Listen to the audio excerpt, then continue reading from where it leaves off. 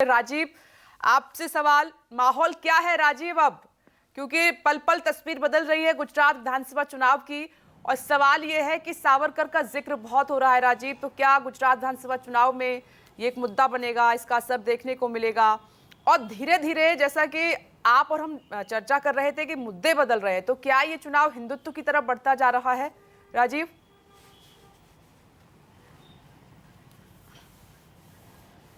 देखिए, विपनेश सावरकर को लेके दो पक्ष हमेशा से रहे हैं और इन दिनों विवाद इस पर हुआ है कि वो माफी वीर थे या वीर सावरकर थे। ये विवाद हमेशा से है और ये एक बहस का मुद्दा है। दोनों दो पक्ष है।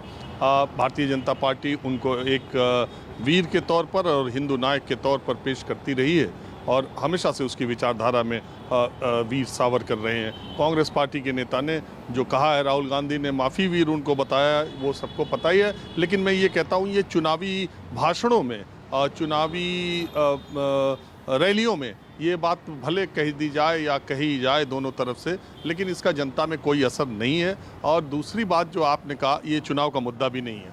और दूसरी बात जो आपने कहा हिंदुत्व, तो गुजरात देखिए ऐसा स्टेट है, मैं आपको बताऊं, अगर आप यहाँ के गाँव में जाएंगे, अगर आप शहरों में भी जाएंगे, तो कोई गांव ऐसा नहीं मिलेगा। अगर संपन्न गांव है तो आपको 3 से 4 मंदिर मिलेंगे, और अगर सामान्य गांव है तो भी आपको 1-2 मंदिर हर गांव में मिलेंगे और वहां आपको पूजा पाठ करते हुए। और इसके अलावा इतने ज़्यादा यहाँ पर संप्रदाय हैं, हिंदू मठ महंत यहाँ पर हैं, कि मुझे नहीं लगता कि कोई एक भी गुजराती ऐसा होगा, हिंदू गुजराती, जिसका कि किसी न किसी संप्रदाय, मठ, महंत, स्वामी से संपर्क न हो और उसका वो मानने वाला न हो। ये गुजरात की एक बहुत परंपरा में है। आप देखिए, जितने प्रवचन करता है, जितने भी प्रवचन करता है, वो सब गुजरात से ज़्यादातर आते हैं, अगर भागवत कथा को छोड़ दे तो गुजरात हिंदुत्व से ओत-प्रोत प्रदेश है, इसमें कोई दो राय नहीं है। दूसरी बात कि भारतीय जनता पार्टी के 27 सालों में वो भगवाकरण, वो हिंदूकरण और ज़्यादा हुआ है, और ये गुजरात में इसको मुद्दे बनेगा, ये कहने से ज़्यादा ठीक ये होगा कि ऑलरेडी हिंदुत्व यहाँ मुद्दा है, चुनाव में बनने की उसकी ज़रूरत नहीं है। अब बात आती है, और बीजेपी का वही प्लैंक भी है, बीजेपी उस पर आगे बढ़ती भी है। अगर आप जगह जगह उनके पोस्टर बैनर देखेंगे तो आपको ये दिखाई भी देगा।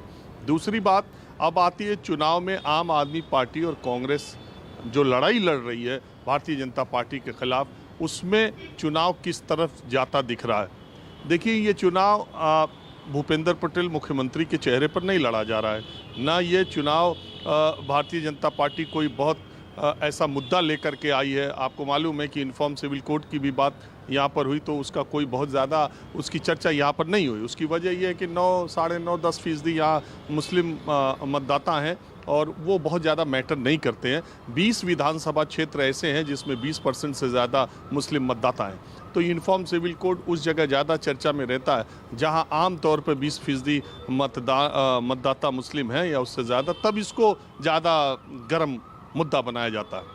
अब यहाँ जो कांग्रेस पार्टी और आम आदमी पार्टी का चक्कर है, उसमें सबसे ज़्यादा निगाहें इसी बात पर लगी है कि कांग्रेस आगे है या आम आदमी पार्टी आगे है। मैंने कल भी आपसे कहा था, जब 18 तारीख को, कि 25 तारीख तक जाते जाते ये बिल्कुल साफ हो जाएगा कि कांग्रेस पार्टी आगे है कि आम आदमी पार्टी।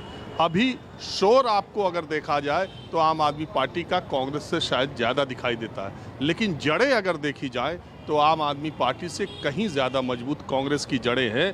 आप बहुत सारे देखिए, जो लोग गुजरात की पॉलिटिक्स को बहुत नहीं जानते उनके लिए मैं बताऊं, 80 के दशक में एक आरक्षण देने की व्यवस्था जो कांग्रेस सरकार ने की थी, और उसके बाद जब चुनाव हुआ तो 149 सीटें कांग्रेस पार्टी जीत के यहाँ पर आई थी। 149, अभी उतनी सीटें कभी बीजेपी नहीं जीत पाई है। तो उस समय एक समीकरण था खाम समीकरण से कहा गया कि जीते। उस खाम समीकरण में क्या था? क्षत्रिय, हरिजन, आदिवासी और मुस्लिम। और ये समीकरण कांग्रेस के साथ बहुत मजबूती के साथ जुड़ा, और उसी समीकरण से पाटीदार यानी पटेल कांग्रेस से हटे बताया ये जाता है। 90 के दशक से पटेल हटे और धीरे धीरे बीजेपी ने उनको कैटर करना शुरू किया। तो आज भी ये मानता हूं मैं कि आदिवासियों में, दलितों में, क्षत्रियों में और मुसलमानों में अभी भी खाम का असर कांग्रेस पार्टी का है। आप बहुत सारे आदिवासी इलाकों में जाएं, आप सौराष्ट्र के इलाकों में जाएं, आदिवासी इलाकों में जाएं, तो गांव में आपको कांग्रेस की जड़ें बहुत गहरी दिखाई देंगी। लेकिन भारतीय जनता पार्टी से टक्कर आज की तारीख में लेने में ये दोनों पार्टियां बहुत पीछे हैं। राजीव, ये आप एकदम सही कह रहे हो, डे वन से इस बात को आप बोलते भी आ रहे हैं। कांग्रेस की जड़ें मजबूत हैं, आम आदमी पार्टी करने की कोशिश कर रही है, लेकिन बीजेपी कहीं आगे है। लेकिन एक बात अहम जो कह रहे हैं कि 25 तारीख अहम है, 25 तारीख तक साफ हो जाएगा कि मुकाबला त्रिकोणीय है चुनाव का या दो पार्टियां आमने सामने होंगी। अब वो कौन सी होंगी वो भी साफ पता चल जाएगा। मैं दोबारा आऊंगी राजीव आपके पास। नमस्कार, मैं हूं मानक गुप्ता।